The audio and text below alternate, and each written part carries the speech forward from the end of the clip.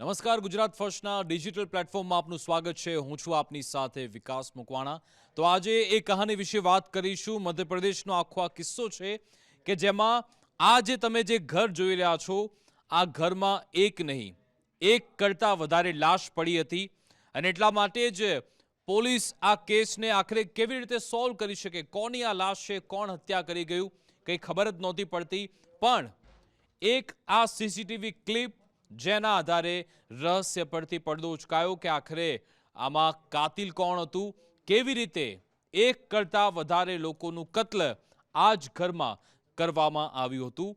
મધ્યપ્રદેશનો ગુના જિલ્લો છે, ત્યાં म्याना પોલીસ સ્ટેશન આવેલું છે। 21 જૂનનો આખો આ બનાવ છે અને તમને કહી દઉં કે આ જે મકાન તમે જોઈ રહ્યા છો એ મકાન ઓમ પ્રકાશ શર્માનું હતું અને ઓમ પ્રકાશ શર્મા આ એમનું જે મકાન છે ત્યાં એકલવાયુ જીવન જીવી રહ્યા હતા। 57 વર્ષીય ઓમ પ્રકાશ શર્મા કે જે એમના જે પરિવારના લોકો હતા પણ એ પરિવારથી અલગ અહીંયા રહેતા હતા।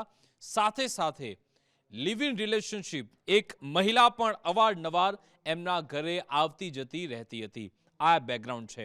हवे 21 जूने मैं जे कहूं म्याना पोलीस स्टेशन अहींयानुं, त्यां पोलीस स्टेशन ने एक फोन आवे छे के साहेब आ मकानमांथी तीव्र दुर्गंध आवी रही छे ने अहींया मकानमां लॉक छे, घणा समयथी खूब वास आवी रही छे, એટલા માટે तुरंत ज म्याना पोलीसनो जे स्टाफ छे अहींया पहोंचे छे અને જે બેકગ્રાઉન્ડ મેં તમને કહ્યું કે પોલીસ આસપાસના લોકોની પૂછપરછ કરે છે। હનુમાન મંદિર પાસે આવેલું આ જે મકાન છે ત્યાં પોલીસની ટીમ પહોંચી અને ઓમ પ્રકાશ એમના મિત્રો કોણ છે, પરિવારના લોકો છે તો પૂછવામાં આવ્યું, કેમ કે પછી અહીંયા મકાનમાં તાળું હતું એટલા માટે પછી તપાસ કરવા માટે પોલીસે એ તાળું ખોલ્યું। જેવું તાળું ખોલવામાં આવ્યું એક तुरंत જ तीव्र दुर्गंध और વધવા લાગી, કારણ કે અંદર ડેડ બોડી પડી હતી पहला ज ड्रॉइंग रूम में। पोलीस जेम के अंदर पहुंची, पोलीस ने ख्याल आवी गयो कि ओम प्रकाश शर्मा एमनी ज आ डेड बॉडी पड़ी छे। એટલા માટે પછી પોલીસે એમના જે પરિવારના લોકો છે જે બીજે રહેતા હતા એમને ટ્રેસ કરવામાં આવ્યા, જાણકારી આપવામાં આવી કે આવી રીતે ડેડ બોડી મળી છે અને પછી પોલીસે પોસ્ટમોર્ટમ પણ કરાવી દીધું અને એમાં ખબર પડી કે ભાઈ આ તો હત્યા જ કરવામાં આવી છે, કારણ કે બોડી પર ઈજાના નિશાન પણ હતા। પણ એ જે ડેડ બોડી છે એને ઓળખી શકાય એવી નહોતી, એટલા માટે જ પરિવારના લોકોને બોલાવવામાં આવ્યા। મકાન એમનું હતું, પરિવારના લોકો આવ્યા, પોસ્ટમોર્ટમ થઈ ગયું અને પછી અંતિમ સંસ્કાર પણ થઈ ગયા। અને કેમ કે ક્રાઇમ સીન હતો એટલે પછી પોલીસ આ બધી વિગત પતાવીને ફરી એકવાર મકાનને લોક કરવામાં આવ્યું અને પોલીસ તપાસમાં જોડાઈ ગઈ કે આખરે ઓમ પ્રકાશ શર્મા આખરે એમના દુશ્મનો કોણ હોઈ શકે છે, કોણ એમની હત્યા કરી શકે છે। પોલીસ પછી ત્યાંથી જતી રહી। જો કે ફરી એકવાર ત્યાંના લોકોએ પોલીસને ફોન કર્યો અને પછી જ્યારે પોલીસની ટીમ, કેમ કે ક્રાઇમ સીન હતો એટલે ઇન્વેસ્ટિગેશન તો કરવાનું જ હતું, तीव्र दुर्गंध और चालू ज हती। ऑलरेडी एक डेड बॉडी तो त्यांथी हटावी हती, छतां पण डेड बॉडी हटाव्या बाद पण ए मकानमांथी दुर्गंध आवती ज हती। એટલા માટે પછી પોલીસ ત્યાં પહોંચી। ન માત્ર ડ્રોઈંગ રૂમ પણ ત્યાં બીજા 2 રૂમ પણ હતા, એટલે પોલીસે રૂમ તપાસવાની શરૂઆત કરી। ત્યાં પણ તાળા लागेला ज હતા। એક રૂમ ખોલ્યો તો એ રૂમ જો કે ત્યાંથી કશું જ ન મળી। જો કે જ્યારે બીજો રૂમ ખોલવામાં આવ્યો અને પોલીસે જ્યારે તાળું ખોલ્યું ત્યારે પોલીસ ચોંકી ગઈ, કારણ કે અંદર એક નહીં 2 લાશ ઓલરેડી બીજા એક બેડરૂમમાં પડી હતી। એટલે ઘરમાં આ ઓમ પ્રકાશ શર્માના ઘરમાં ટોટલ 3 લાશ હતી। એક લાશ 21 જૂનના રોજ પોલીસને મળી અને 22 જૂને જ્યારે પોલીસ ફરી ત્યાં પહોંચી તો એ રૂમમાંથી 2 લાશ મળી અને 2 લાશ કોની હતી, એક પુરુષની અને એક સ્ત્રીને। એમાં પણ એ જે ડેડ બોડી છે એના પર યોગ્ય કપડાં પણ નહોતા, જો કે એ લાશ કોહવાઈ ગયેલી હાલતમાં ત્યાં પડેલી હતી। એટલે પછી જ્યારે એ મહિલાની લાશ પોલીસે જોઈ એટલે મહિલાની લાશના એ સમાચાર પોલીસને મળ્યા હતા કે ઓમ પ્રકાશ શર્મા લિવ ઇન રિલેશનશિપમાં રહી રહ્યા હતા, મહિલા સાથે સંબંધ હતો। એ મહિલાનું નામ છે વૃંદાબાઈ।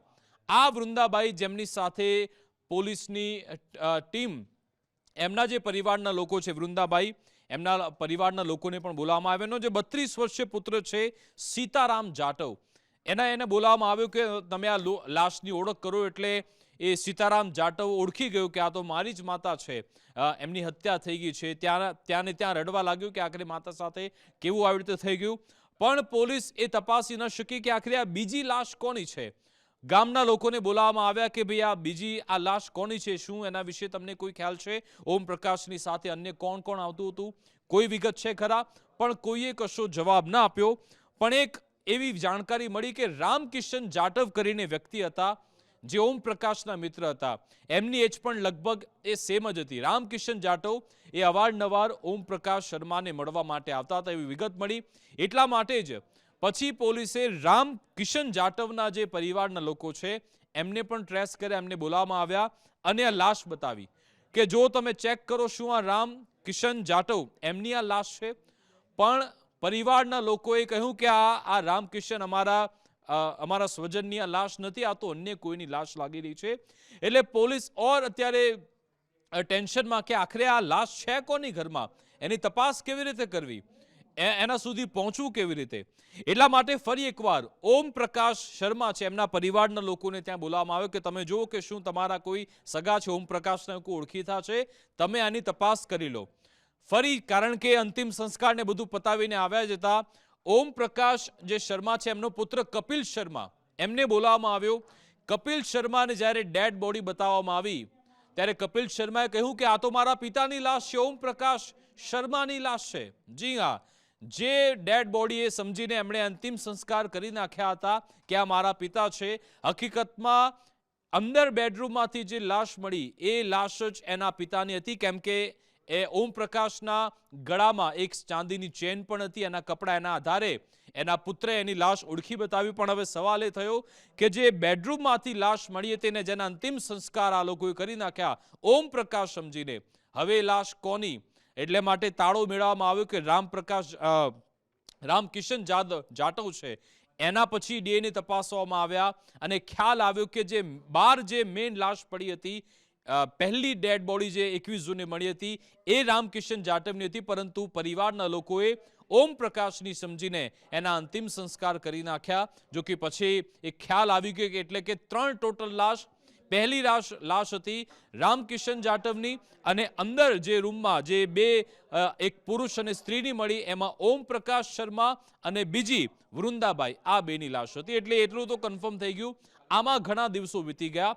હવે સવાલ એ હતો આગળનો કે ચલો ડેડ બોડીની ઓળખ તો થઈ ગઈ, પણ હવે આ લોકોની હત્યા કોણ કરી ગયું, કોણે એવી સાજિશ રચી કે એક સાથે 3 લોકોને પતાવી દીધા. પોલીસ માટે આ ખૂબ જ પડકારજનક કેસ હતો, કારણ કે આસપાસના લોકોના સ્ટેટમેન્ટ લીધા, એના કોલ રેકોર્ડિંગ એ બધું ધીરે ધીરે તપાસવામાં આવ્યું, CCTV સર્વેલન્સ એ બધું જ જોયું.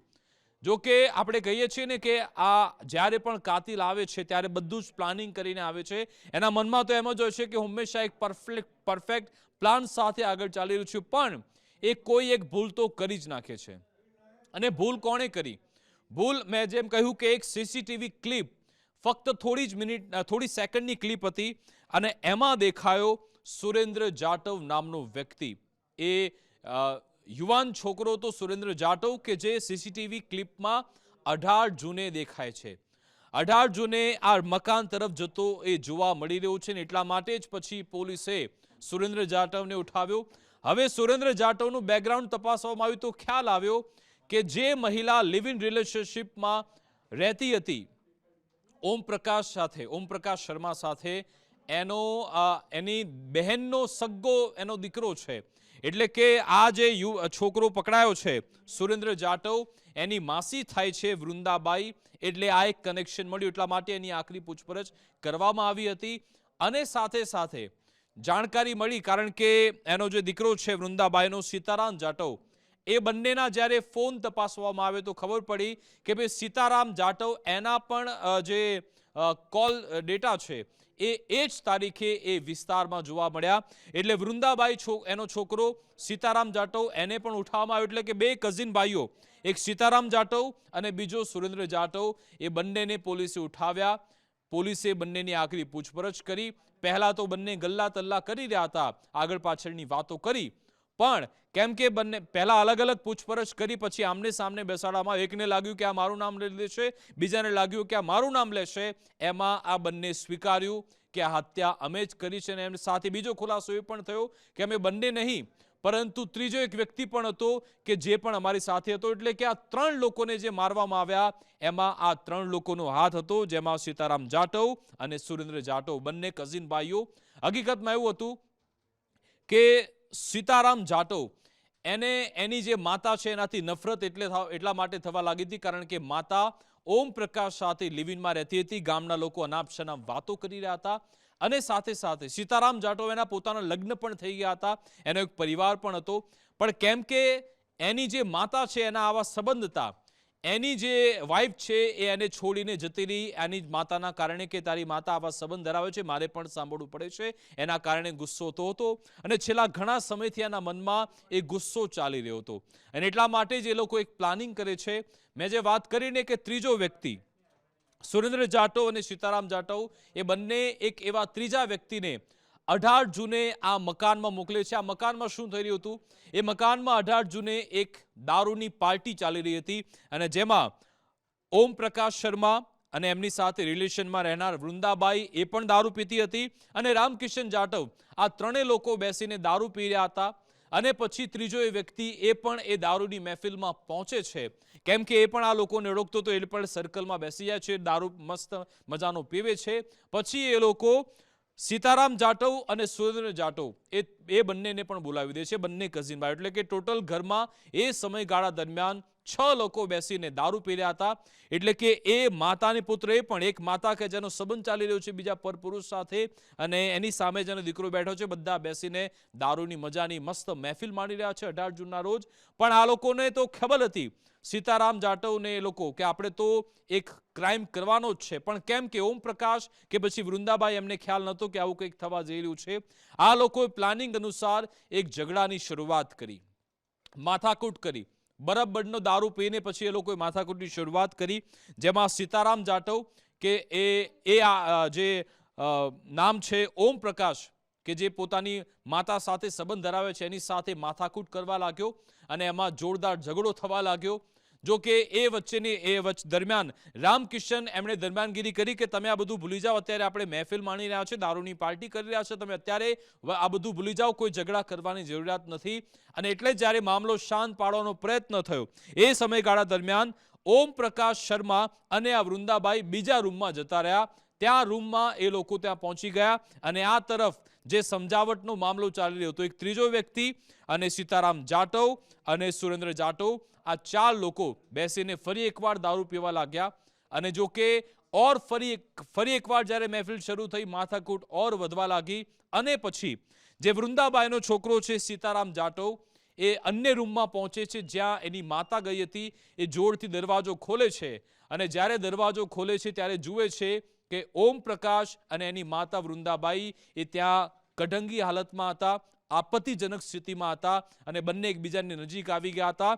અને આ જ બાબત સીતારામ જાટવ ન જોઈ શક્યો. એણે પહેલા પોતાની માતાની હત્યા કરી નાખી અને પછી સુરેન્દ્ર જાટવ જે એનો કઝિન બ્રધર હતો એણે ઓમ પ્રકાશને સંભાળી લીધો. બંને ત્યાં ને ત્યાં ઓમ પ્રકાશ અને વૃંદાબાઈ બંનેની હત્યા કરી નાખી. બહાર બચ્યા હતા એ જેનું નામ છે રામકિશન જાટવ, જો કે પછી એને પણ આ 3 લોકોએ પતાવી દીધો.